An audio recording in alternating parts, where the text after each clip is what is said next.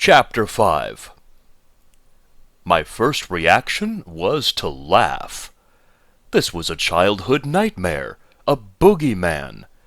The part of me that had worked so hard to grow up just couldn't believe in something that looked like this. Only trouble was, the damned thing didn't appreciate its own absurdity. It took a few steps toward me where the light was better. Movement made the figure less ridiculous. Shadows played across its rough hide, and I saw that the wrinkled flesh under the eyes were wet. I hated to admit that it really was flesh. The eyes flickered with an angry red light. The worst features were the lips curling back to reveal ugly yellow canines. This was no Halloween mask with a rigid grimace. Inhuman as this monster was, I couldn't confuse it with an animal. Just an alien bastard, I told myself over and over. I was a lot more comfortable with the idea of an alien, even in Alien Soldier, a cosmic grunt, not a demon. The extraterrestrial stopped advancing. It turned its head at an angle no human could copy, but kept its eyes fixed on me. Mexican standoff. Despite it having attacked me first, I couldn't shake the thought that it was my responsibility to try to make contact. No communication seemed possible with the hollow shells who used to be my buddies or UAC workers. The most I could drag out of them was simple parroting of what they had heard, before or after death. But this one was different. This one was...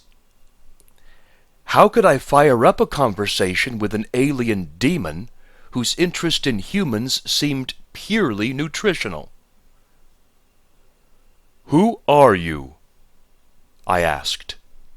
I figured it wouldn't know English, but might at least guess from the tone what I had asked. But it threw me a curve by smiling wide and silently mouthing the same question, "Who are you?" seeming to mock me. I tried again. "Human being," I said, tapping my armored chest. "Understand? Do you talk?" Nothing. Nada. I took a calculated risk. I wasn't about to put down my weapon, but I slowly extended one hand, palm forward, in what I had hoped was a universal symbol of non-aggression. There was a response, but I didn't quite know what to make of it. The grotesque humanoid slowly lifted its right hand up to its shoulder and stroked the white protrusion of bone, allowing its thumb to linger on the sharp point. The sight was very strange, and it did not suggest peaceful intentions. Definitely a Mexican standoff. I suddenly got nervous about leaving my hand exposed. The sharp teeth suggested a healthy appetite. I became acutely aware of my environment. The bubbling green sludge behind me burbled louder, and for the first time I thought I heard the monster breathing. The breathing stopped. Pure instinct took over. Soldiers sometimes take a sharp breath just before attacking.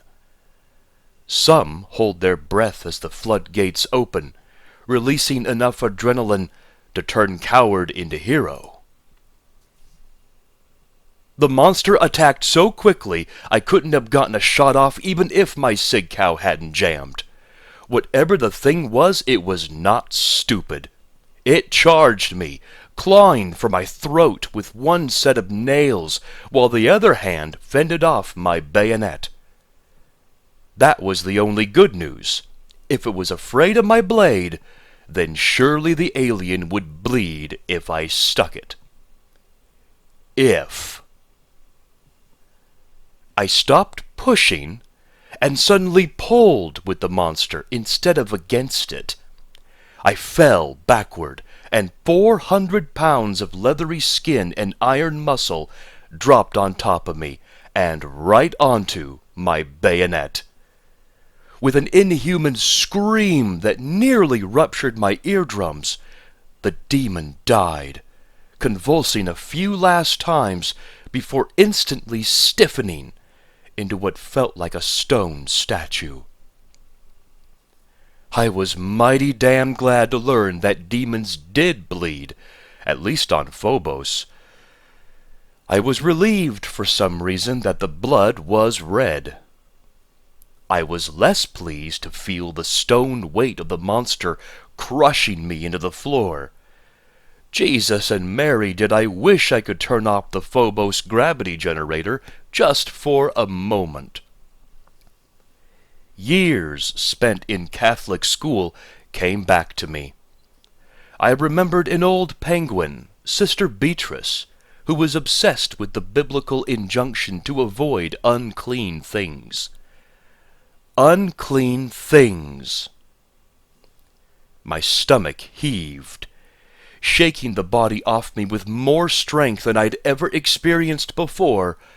I almost vomited on the very spot where blood pulsed out of the alien's belly wound. Jumping too quickly to my feet, I slipped in the slick red goo, right next to one of the bubbling pits of green sludge. Heat poured from the boiling green liquid waste. I didn't want that stuff any closer to my face than it was already. I had a feeling the luminescence was not harmless phosphorus, and this didn't seem the time to run any tests. I took a moment to catch my breath. It had been difficult enough to accept the fact of people, buddies, turned into zombies. But this thing at my feet meant anything could happen next. I didn't want to let my imagination run wild. Reality was bad enough at the moment. Not since childhood had I really felt a desire to pray.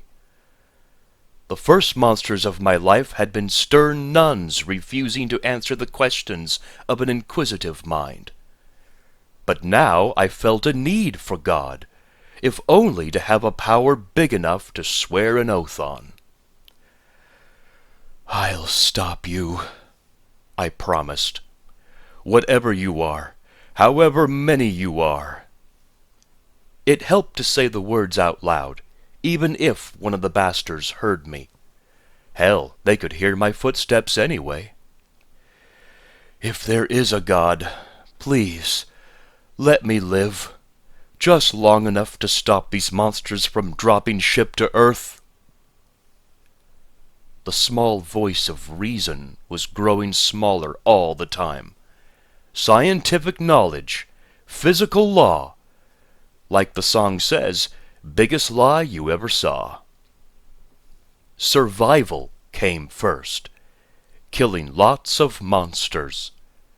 Learning something useful about the enemy was just fine, so long as it came third. And there was the problem of how I would communicate any useful discovery, and to whom. Ahead were the remains of yet another smashed radio. A human hand still touched the controls.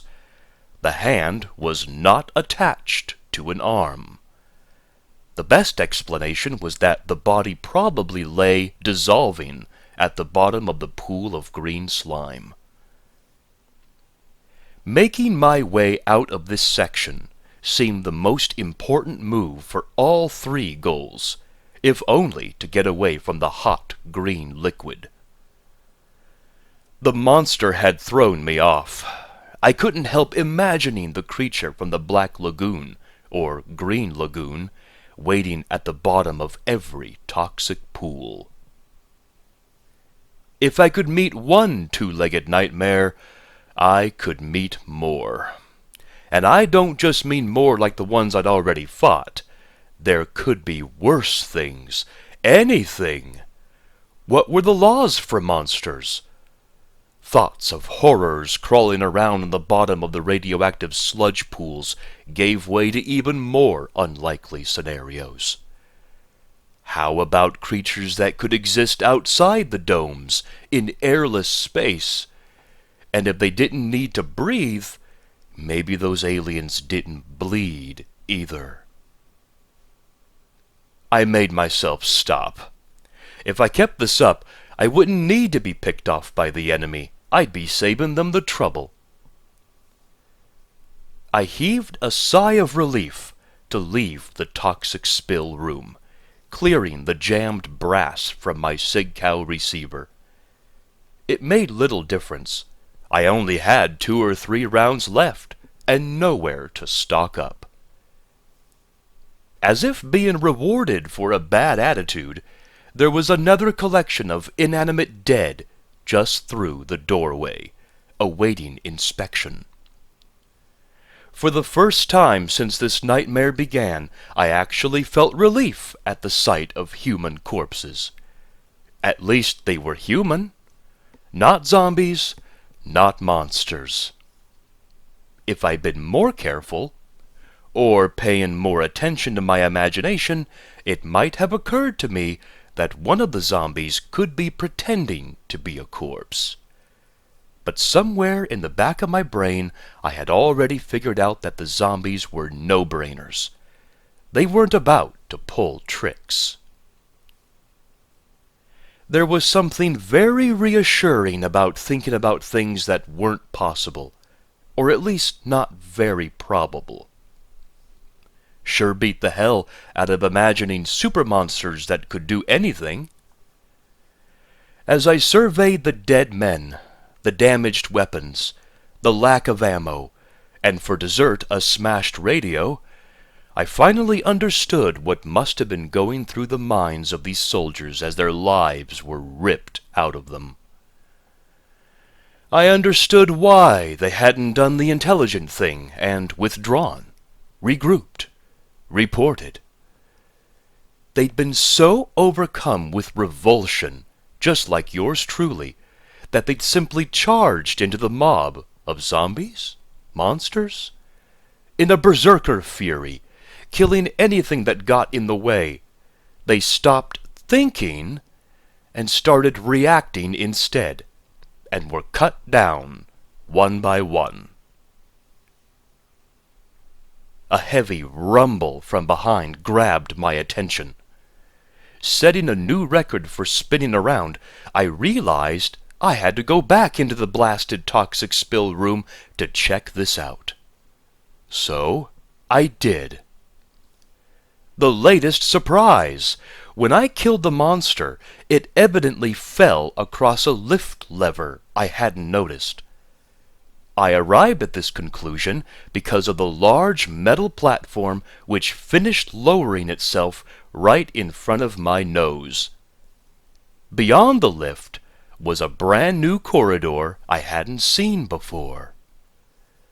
To enter or not to enter? That was as good a question as any as I had had all day. Staying behind meant facing inconceivable danger and unimaginable odds, whereas going forward meant facing unimaginable danger and inconceivable odds. Or something. The corridor ahead had 2 appealing features. There were no slime pits, and the light was brighter. The latter decided me. There had to have been some good reason to make the choice I made. I backed up and took a flying leap. Fear lent my feet wings. But not jet engines, unfortunately. I landed short and teetered on the edge of the biggest pool of green crud in creation. I windmilled my arms.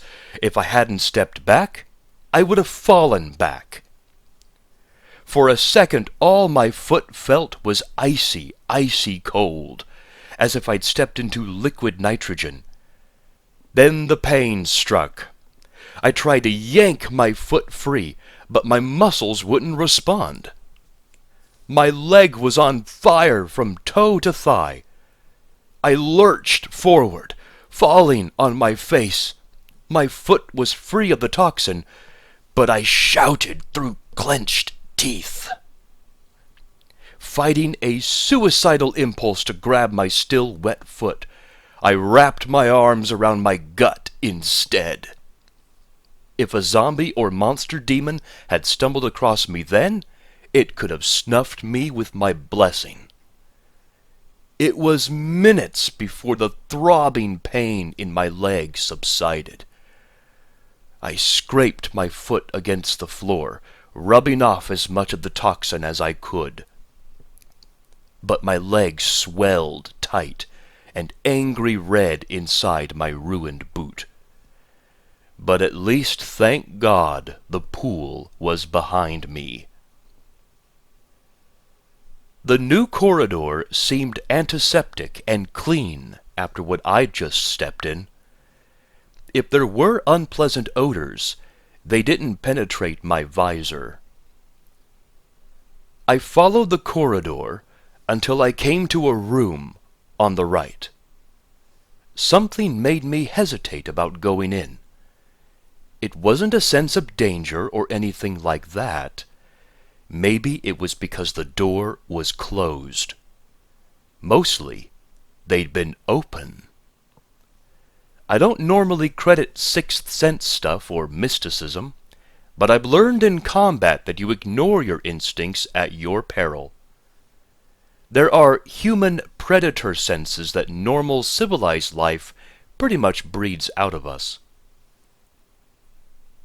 I had my weapon at the ready, even though 2 shots from now, the sig cow would be nothing but a fancy spear. Kicking the door was easy. Looking into the room was hard. There was one lone body on the floor, female, her back to me.